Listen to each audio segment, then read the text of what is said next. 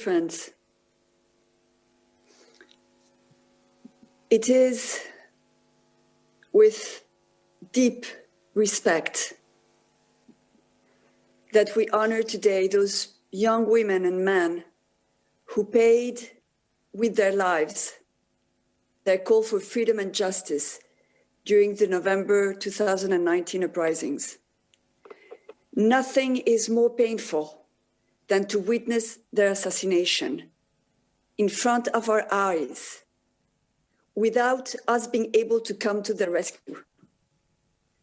This is why we feel it is our duty to point our fingers at the criminals that murdered them, to raise our voices, claiming that Iranian lives matter and that the leaders of our free world must take action now.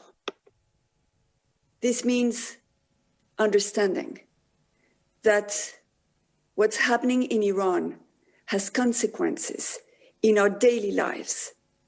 In particular, the religious terrorism that strikes our streets is financed by Iran, as it has been proven on and on through numerous judicial trials, the latest being the one to be held in Antwerp at the end of this month. Yes, we are reminded that the Iranian terrorist diplomat, the one facing trial for the foiled Paris bomb plot, aimed to kill many of us on June 2018, has warned that if he is convicted there in Belgium, there will be retaliatory terrorist attacks on European interests in different parts of the world. Any inaction of the European countries to this direct threat would be absolutely unacceptable. But let's not forget also that the social classes who are thought in the West to be the legitimizing bedrock support of the Iranian regime were precisely the ones chanting in the streets against Khamenei and Rouhani as they were being killed by the regime's suppressive forces. Miriam Rajavi has shown us their faces.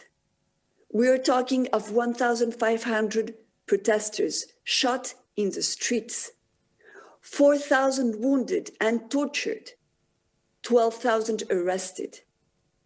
This barbaric and brute force was denounced by the UN Commissioner for Human Rights, Mrs. Michelle Bachelet, the former Chilean president, a survivor of Pinochet's dictatorship, who knows precisely what she's talking about. But denouncing is not enough anymore. We need Europe as the Union and each European leader to take an immediate and exemplifying stand.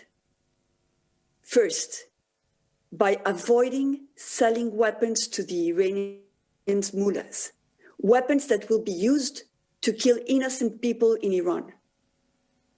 But second and foremost, by not reconducting any nuclear deal with Iran that would lift economic sanctions and give oxygen and even perhaps the nuclear bomb to this insane, bloodthirsty killing machine.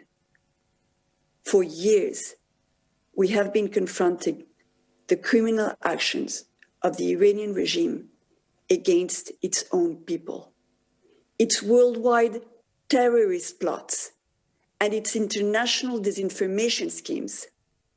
We know them, and we have unveiled their wickedness. Still, Iranians do not have access to what we do. The Iranian authoritarian regime controls filters, and shuts down all internet access to information to all Iranians in order to keep them in the dark.